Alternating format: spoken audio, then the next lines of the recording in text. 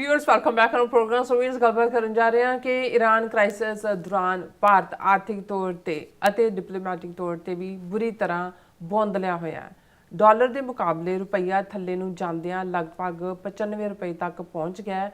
ਲੋਕਾਂ ਨੂੰ ਸਿਲੰਡਰ ਨਹੀਂ ਮਿਲ ਰਹੇ ਅਤੇ ਹੁਣ ਲੋਕਡਾਊਨ ਦਾ ਵੀ ਡਰ ਜਿਹੜਾ ਉਹ ਸਤਾ ਰਿਹਾ। ਸੋ ਇਸ ਬਾਰੇ ਆਪਾਂ ਗੱਲਬਾਤ ਕਰਨ ਜਾ ਰਹੇ ਹਾਂ। ਸੋ ਅਸੀਂ ਚਾਹਾਂਗੇ ਕਿ ਤੁਸੀਂ ਇਸੇ ਤਰ੍ਹਾਂ ਬਣੇ ਰਹਿਣਾ, ਦੇਖਣ ਸੁਣ ਲਈ ਲਿਖਣ ਲਈ ਤੁਹਾਡਾ ਸਭ ਦਾ ਬਹੁਤ ਬਹੁਤ ਸ਼ੁਕਰੀਆ। ਜੀ ਡਾਕਟਰ ਸਾਹਿਬ ਕੀ ਕਹਿਣਾ ਚਾਹੋਗੇ? देखो विश्व गुरु जिसनों फिर जो उन्होंने देखा भी विश्व गुरु का जोक ज़्यादा बन रहा है, फिर विश्व मित्र कहन लग गए कि दुनिया के दोस्त। पर इस वेले जिहड़ी भारत की हालत है वो शायद ही डिप्लोमैटिकली और ईवन इकनॉमिकली, हालांकि वो ब्रेव फेस दे रहे हैं इकनॉमिकली कि जी साडा रिजर्व ये है तो फलाना है, पर तुसीं इकनॉमिकली देख रहे हो कि भी ਜਦੋਂ ਤੋਂ ਅਸੀਂ ਗੱਲ ਕਰਨੀ ਸ਼ੁਰੂ ਕੀਤੀ ਹੈ ਡਾਂਸ ਰੁਪਈਆ ਕਰ ਰਿਹਾ ਡਾਲਰ ਦੇ ਸਾਹਮਣੇ। ਹੁਣ ਕਰਦੇ rupee slumps to record low past 19 rupees 94 per dollar set for a worst fiscal in more than a decade. 95 ਦੇ ਨੇੜੇ ਤੇੜੇ ਜਿਹੜਾ ਉਹ ਪਹੁੰਚ ਗਿਆ। ਔਰ ਇਹ ਸਾਡੇ ਦੇਖਦਿਆਂ ਜਦੋਂ ਤੱਕ ਜੇ ਇਹ ਅਗਲੇ ਦਿਨਾਂ 'ਚ ਜਾਰੀ ਰਹਿੰਦਾ ਪਾਰਟ ਤਾਂ ਇਹ 100 ਨੂੰ ਕ੍ਰਾਸ ਕਰੇਗਾ। ਔਰ ਕੱਲਾ ਇਹੀ ਨਹੀਂ, ਇਹਨਾਂ ਦਾ ਜਿਹੜਾ ਸਾਰੇ ਦਮਗਜ਼ੇ ਸੀ ਆਪਣੇ ਆਪ ਨੂੰ ਸੁਪੀਰੀਅਰ ਇਕੋਨਮੀ ਔਰ ਗਰੋਥ ਰੇਟ ਔਰ ਫਲਾਣਾ, ਕਿਉਂਕਿ ਜਦੋਂ ਇਹ ਸਾਰਾ ਸਲਾਈਡ ਡਾਊਨ ਹੁੰਦਾ ਹੈ ਆਲਰੇਡੀ ਜੇ ਈਵਨ ਟ੍ਰੇਡ ਡੀਲ ਜਿਹੜੀ 42-43 ਬਿਲੀਅਨ ਡਾਲਰ US ਦੇ ਨਾਲ ਸਰਪਲਸ ਇਹਨਾਂ ਦੀ ਚੱਲ ਰਹੀ ਸੀ ਉਹਦਾ ਅਸੀਂ ਹਾਲ ਦੇਖੀਏ। ਕਿਉਂਕਿ ਜਦੋਂ ਦਾ ਈਰਾਨ ਕ੍ਰਾਈਸਿਸ ਹੈ ਉਹ ਟ੍ਰੇਡ ਡੀਲ ਵਾਲਾ ਪਾਰਟ ਤਾਂ ਮਾਰਚ ਦੇ ਵਿੱਚ ਇਹਨਾਂ ਨੇ ਫਾਈਨਲ ਕਰਨਾ ਸੀ, ਉਹ ਪਿੱਛੇ ਚਲਾ ਗਿਆ।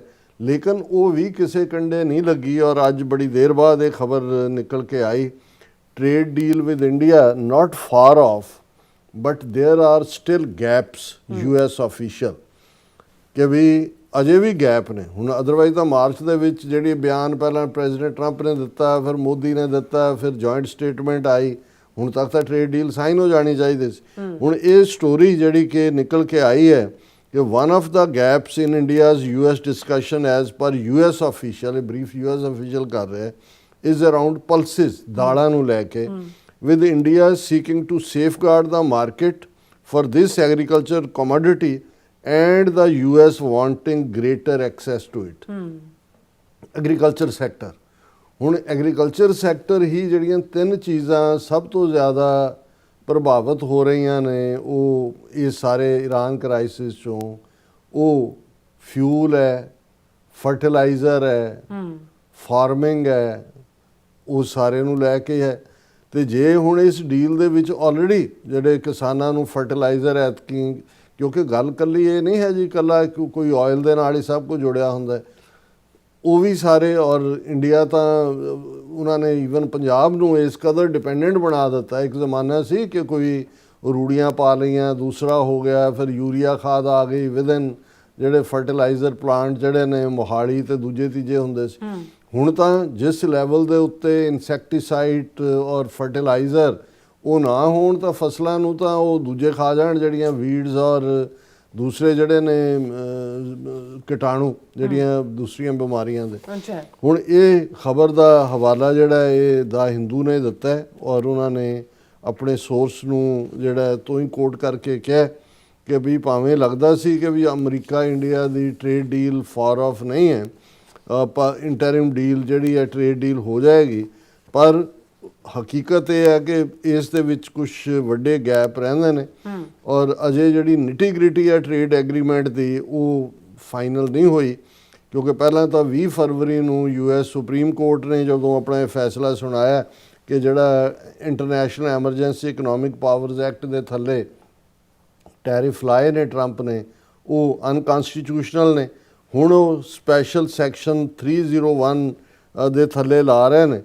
पर इस वेले जिहड़ा सब तो वड्डा पेच फसिया होया है वो पल्सिस नूं लैके है कि भी इंडिया नहीं चाहुंदा भी अमेरिकन पल्सिस दे लई दाड़ा पल्स नूं कहंदे ने मार्केट खुले, पर अमरीका नूं ये लगदा कि भी एग्रीकल्चर जिहड़ा है साडा इंपॉर्टेंट पार्ट है। और इहदे ते उन्हें न्यूज़ स्टोरी ने यह कहा कि भी ये जिहड़ा इस वेले इंडिया और अमेरिका ने they are not singing from the same song sheet कि जिहड़ी दोनों की सॉन्ग शीट है उन्हां 'च गीत इक्को जिहा नहीं निकल रहा है। ਔਰ ਇਹ ਜਿਹੜੀ ਹੈ ਲਾਸਟ ਮੰਥ ਹੀ ਇਸ ਦੇ ਉੱਤੇ ਈਵਨ ਵਾਈਟ ਹਾਊਸ ਨੇ ਆਪਣਾ ਜਿਹੜਾ ਪ੍ਰਤੀਕਰਮ ਵੀ ਦਿੱਤਾ ਸੀ। ਫਿਰ ਸੈਕੰਡ ਪਾਰਟ ਜਿਹੜਾ ਹੋਰ ਕਿਸੇ ਨੇ ਗੱਲ ਨਹੀਂ ਕੀਤੀ ਵੀ ਗੱਲ ਇਸ ਵੇਲੇ ਟ੍ਰੇਡ ਪੈਕਟ ਨਾਲੋਂ ਵੀ ਜ਼ਿਆਦਾ ਸਪੈਸ਼ਲ 301 ਇਨਵੈਸਟੀਗੇਸ਼ਨ ਜਿਹੜੀ ਅਮਰੀਕਾ ਨੇ ਲਾਂਚ ਕੀਤੀ ਹੈ ਕੁਝ ਮੁਲਕਾਂ ਦੇ ਖਿਲਾਫ, ਜਿਹਦੇ 'ਚ ਭਾਰਤ ਵੀ ਸ਼ਾਮਲ ਹੈ, ਕਿ ਵੀ ਜਿਹਦੇ 'ਚ ਕਿ ਉਹਨਾਂ ਨੇ ਇਰਰੈਸ਼ਨਲ ਪ੍ਰੈਕਟਿਸਿਸ ਦੇ ਨਾਲ ਜਿਹੜਾ ਉਹ ਟ੍ਰੇਡ ਕੀਤਾ। ਇਹਨਾਂ ਨੇ ਮਾਰਚ ਦੇ ਵਿੱਚ ਇਹ ਇਨਵੈਸਟੀਗੇਸ਼ਨ ਸ਼ੁਰੂ ਹੋਈ ਅਗੇਂਸਟ ਮੈਨੀ countries including India ostensibly for excess capacity in manufacturing and forced labor।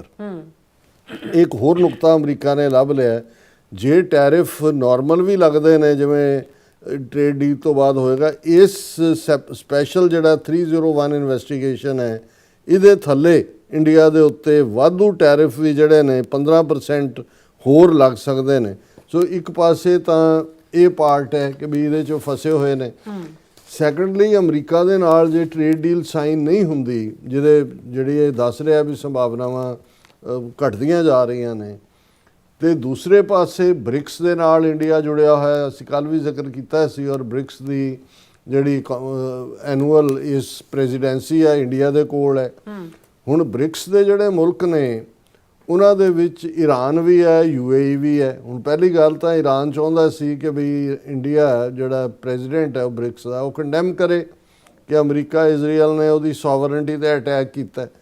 ਤੇ ਇੰਡੀਆ ਤਾਂ 2 ਦਿਨ ਪਹਿਲਾਂ ਜਾ ਕੇ ਮੋਦੀ ਇਜ਼ਰਾਈਲ ਦੀ ਗੋਦ 'ਚ ਬੈਠਾ ਸੀ, ਉਹਨਾਂ ਨੇ ਨਹੀਂ ਕੀਤਾ। ਫਿਰ ਹੁਣ ਇਨਰ ਵੀ ਕ੍ਰਾਈਸਿਸ ਇਹ ਹੈ ਕਿ ਵੀ ਜਦੋਂ ਈਰਾਨ ਨੇ ਆਪਣਾ ਫਰੰਟ ਖੋਲ੍ਹਿਆ UAE ਤੇ ਵੀ ਉਹਨੇ ਮਿਸਾਈਲਾਂ ਦਾਗੀਆਂ ਕਿ ਜੀ ਅਮਰੀਕਾ ਦੇ ਫੌਜੀ ਅੱਡੇ ਨੇ। ਹੁਣ ਕੋਈ ਵੀ ਜੁਆਇੰਟ ਸਟੇਟਮੈਂਟ, ਕਿਉਂਕਿ ਜਿਹੜੀ ਸਮਿਟ ਹੋਣੀ ਹੈ ਬ੍ਰਿਕਸ ਦੀ, ਉਸ ਤੋਂ ਪਹਿਲਾਂ ਜਿਹੜਾ ਪ੍ਰੋਸੀਜਰ ਹੈ 2-3 ਮਹੀਨੇ ਪਹਿਲਾਂ ਜਿਹੜੇ ਬ੍ਰਿਕਸ ਦੇ ਮੁਲਕ ਨੇ ਉਹਨਾਂ ਦੇ ਫੋਰਨ ਮਿਨਿਸਟਰਸ ਦੀ ਮੀਟਿੰਗ ਹੁੰਦੀ ਹੈ, ਉਹ ਏਜੰਡਾ ਵੀ ਤੈਅ ਕਰਦੇ ਨੇ, ਯੂਨੀਫਾਈਡ ਸਟੇਟਮੈਂਟ ਵੀ ਦਿੰਦੇ ਨੇ। ਸੋ ਇਹ ਵੀ ਮੇਨ ਕਿ hoping to paper cracks in BRICS over war, New Delhi sends out invitations for foreign ministers meet and summit.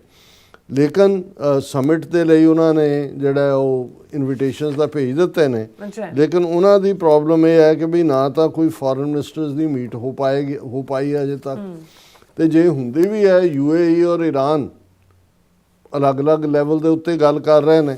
ਔਰ ਅਮਰੀਕਾ ਨੇ ਵੈਸੇ ਹੀ ਇਹ ਧਮਕੀ ਦਿੱਤੀ ਹੋਈ ਹੈ ਕਿ ਵੀ ਜਿਹੜਾ ਬ੍ਰਿਕਸ ਦਾ ਵਿੱਚ, ਹੁਣ ਬ੍ਰਿਕਸ ਦਾ ਮਕਸਦ ਕੀ ਹੈ? Parallel currency.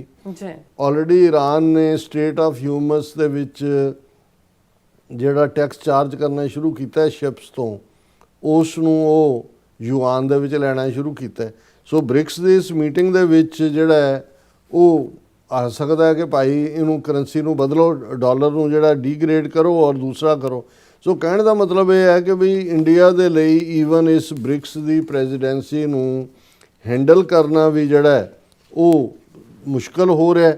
ਔਰ ਉਹਨਾਂ ਦੀ ਅੰਦਰੂਨੀ ਸਿਚੁਏਸ਼ਨ ਇਹ ਹੈ, ਜੇ ਤੁਸੀਂ ਕਿਸੇ ਨਾਲ ਵੀ ਪੰਜਾਬ 'ਚ ਗੱਲ ਕਰੋ ਜਾਂ ਦੂਜੇ ਲੋਕ ਚੀਜ਼ਾਂ ਖਰੀਦ ਰਹੇ ਨੇ, ਵਾਧੂ ਸ਼ਾਪਿੰਗ, ਉਹਨਾਂ ਨੂੰ ਇਹ ਜੀ ਲੋਕਡਾਊਨ ਹੋਣ ਵਾਲਾ। ਹਾਲਾਂ ਇਹ ਇੰਡੀਅਨ ਸੈਂਟਰ ਗਵਰਨਮੈਂਟ ਨੇ ਕਿਹਾ India has oil for 60 days, LPG for A month.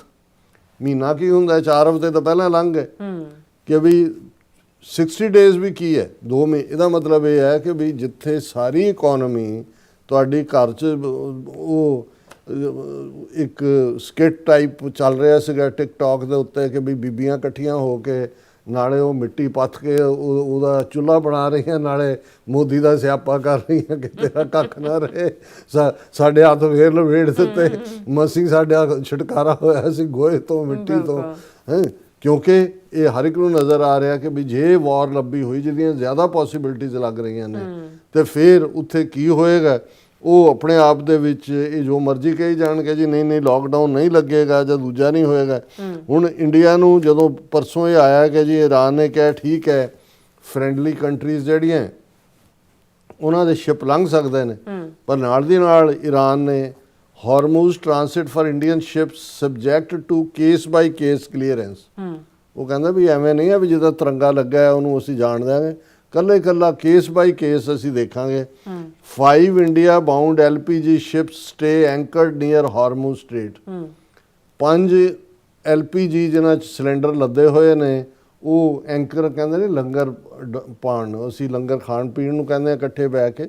ਜਦੋਂ ਸ਼ਿਪ ਜਿਹੜੀ ਹੈ ਪੋਰਟ ਦੇ ਉੱਤੇ ਜਾਂ ਕਿਸੇ ਥਾਂ ਦੇ ਉੱਤੇ ਉਹਨੂੰ ਜਿਹੜਾ ਉਹ ਸਟਾਪ ਹੁੰਦੀ ਹੈ, ਉਸ ਦਾ ਰੈਸਟ ਹੁੰਦਾ, ਉਹਨੂੰ ਐਂਕਰ ਕਹਿੰਦੇ ਨੇ। ਸੋ ਉਹਨੂੰ ਲੰਗਰ ਡਾਲਣਾ ਹਿੰਦੀ ਦੇ ਵਿੱਚ ਕਹਿੰਦੇ ਹੁੰਦੇ ਸੀ ਕਿ ਲੰਗਰ ਡਾਲ ਦਿੱਤਾ ਜੀ, ਲੰਗਰ ਪਾ ਦਿੱਤੇ। ਹੁਣ ਇਹ ਹੈ ਕਿ ਵੀ 5 India bound LPG ship stay anchored near Hormuz Strait appearing to bunch together so they can troop out of the state. These ships carry more than 1.7 lakh tons of LPG. 1.7 lakh ton LPG ਹੈ, ਪਰ ਜੇ ਅਜੇ ਉੱਥੇ anchor ਕੀਤੇ ਹੋਏ ਨੇ ਔਰ ਇਹ crisis ਵੱਧ ਹੈ ਤੇ ਇਹਦਾ ਨਤੀਜਾ ਹੈ ਵੀ ਉਹ ਮੋਦੀ ਜਿਹੜਾ ਕਿਸੇ ਨੂੰ ਨੱਕ ਥੱਲੇ ਨਹੀਂ ਸੀ ਲਿਆਂਦਾ, ਹੁਣ ਕੱਲ੍ਹ ਉਹਨੇ ਸਾਰੇ ਸਟੇਟਾਂ ਦੇ ਚੀਫ ਮਿਨਿਸਟਰਾਂ ਦੇ ਨਾਲ ਮੁਲਾਕਾਤ ਕੀਤੀ ਹੈ, ਉਹਦੇ ਨਾਲ ਉਹਨਾਂ ਨੂੰ ਕਹਿੰਦਾ ਟੀਮ ਇੰਡੀਆ ਕਿ ਜੀ ਦੇਖੋ ਅਸੀਂ ਜਿਵੇਂ ਕੋਵਿਡ ਦੇ ਚੱਲਦੇ ਆ ਕ੍ਰਾਈਸਿਸ ਵੇਲੇ ਜਿਹੜਾ ਹੈ ਉਹ ਸਾਰੇ ਕ੍ਰਾਈਸਿਸ ਟੁਗੈਦਰ ਸੀ, ਇਹ ਵੇਲਾ ਅਸੀਂ ਸਿਰ ਜੋੜ ਕੇ ਬੈਠੀਏ, ਅਸੀਂ ਫਲਾਣਾ ਕਰੀਏ। ਅਜੇ ਇੰਡੀਆ ਨੂੰ 4 ਹਫ਼ਤੇ ਤੋਂ ਦੇ ਵਿੱਚ ਹੀ ਇਹਨਾਂ ਦੀ ਫੂਕ ਨਿਕਲੀ ਹੋਈ ਹੈ। ਸੋ ਇਸ ਸਾਰੇ ਦੇ ਚੱਲਦੇ ਮੈਨੂੰ ਇਹ ਲੱਗਦਾ ਹੈ ਕਿ ਭਾਈ ਇਹਨਾਂ ਦਾ ਇਨਰ ਕਲੈਪਸ ਹੋਏਗਾ ਔਰ ਇਹ ਨਜ਼ਰ ਆ ਰਿਹਾ ਇਕਨੋਮਿਕਲੀ ਵੀ, ਮਿਲੀਟੈਰੀਲੀ ਤਾਂ ਵੈਸੇ ਹੀ ਰੈਲੇਵੈਂਟ ਨੇ, ਡਿਪਲੋਮੈਟਿਕਲੀ ਅਸੀਂ ਦੇਖਿਆ ਜੋ ਇਹਨਾਂ ਦਾ ਜਲੂਸ ਨਿਕਲਿਆ ਕਿ ਵੀ ਉਹ ਜਿਹਨੂੰ ਕਹਿੰਦੇ ਨੇ ਕਿ ਭਾਈ ਨਾ 3 ਮੇ ਨਾ 13 ਮੇ, ਵੀ ਕਿਸੇ ਪਾਸੇ ਵੀ ਇਹਨਾਂ ਦੀ ਕੋਈ ਪੁੱਛਗਿੱਛ ਨਹੀਂ ਹੈ। ਤੇ ਵੈਸੇ ਇਹਨਾਂ ਨੂੰ ਵਿਸ਼ਵ ਗੁਰੂ ਹੋਣ ਦਾ ਬਹੁਤ ਸ਼ੌਕ ਹੈ। ਅਸੀਂ ਵੀ ਵਿਸ਼ਵ ਗੁਰੂ ਭਾਰਤ ਕੀ ਜੈ ਕਹਿ ਦਿੰਦੇ ਜੀ। ਰਾਜ ਸਾਹਿਬ ਤੁਹਾਡਾ ਬਹੁਤ ਬਹੁਤ ਸ਼ੁਕਰੀਆ। ਸੌਥ ਲੈਣਾ ਬ੍ਰੇਕ। ਵਿਊਅਰਸ ਤੁਸੀਂ ਸਾਨੂੰ ਇਸੇ ਤਰ੍ਹਾਂ ਬਣੇ ਰਹਿਣਾ, ਮਿਲਦੇ ਹਾਂ ਛੋਟੇ ਜਿਹੇ ਵਕਫੇ ਤੋਂ ਬਾਅਦ।